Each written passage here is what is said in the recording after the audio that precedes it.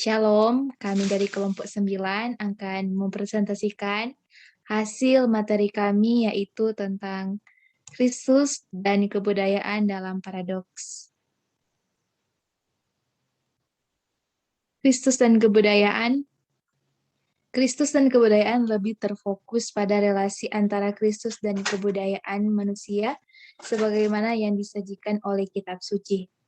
Ini akan ditunjukkan pada 5 model historis yang berbeda dari relasi ini, yaitu 5 cara yang dipahami oleh orang Kristen berkaitan dengan relasi Kristus dan kebudayaan. 5 model tersebut adalah 1.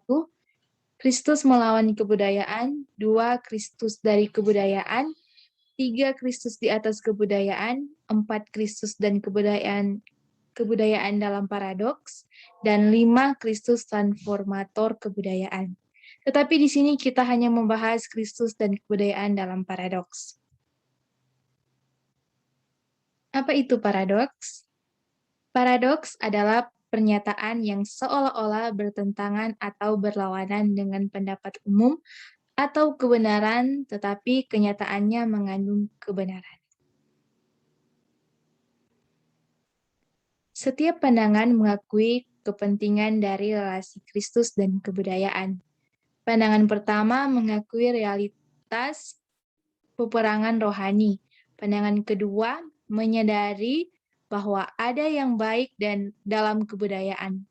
Pandangan ketiga mengakui Kristus berbeda dari apa yang terbaik di dalam kebudayaan. Dan pandangan keempat disebut oleh Niebuhr sebagai dualisme, yaitu pandangan yang mengakui keberdosaan dari kebudayaan lebih dari ketiga sebelumnya.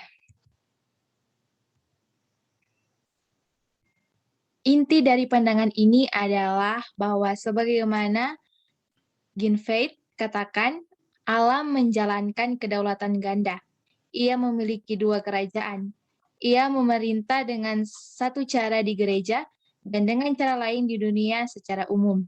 Di gereja, Allah memerintah melalui pekerjaan Kristus dan memberikan Roh Kudus, mengekspresikan kasih-Nya dan anugerah-Nya melalui pengampunan dosa dan kehidupan beriman.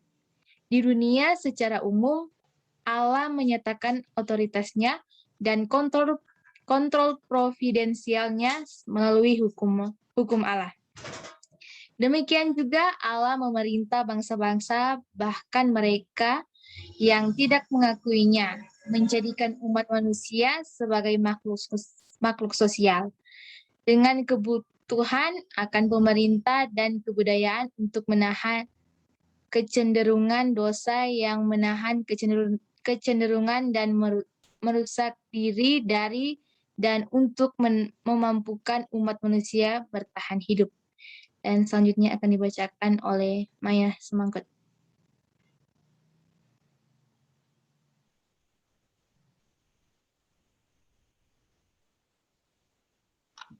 Selanjutnya, Faith juga menjelaskan kedua kedaulatan atau kedua kerajaan ini sebagai Injil versus hukum dan spiritual versus sekuler. Tentu saja Allah memerintah gereja agak berbeda dari cara ia memerintah dunia sekuler. Dari kedua kedaulatan ilahi Faith, tidak ada satupun yang biasa kita sebut kedaulatan ilahi dalam teologi reformat.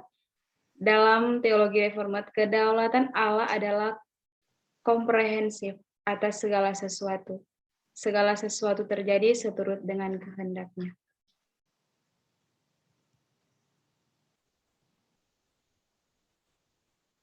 Kedaulatan umum tidak hanya melalui hukum alam, meskipun hukum alam memegang peranan, tetapi terutama melalui keterlibatannya secara langsung dalam sejarah melalui Kristus, di mana melaluinya segala sesuatu dapat berjalan dan Roh Kudus yang membuat kehidupan tetap ada di atas bumi.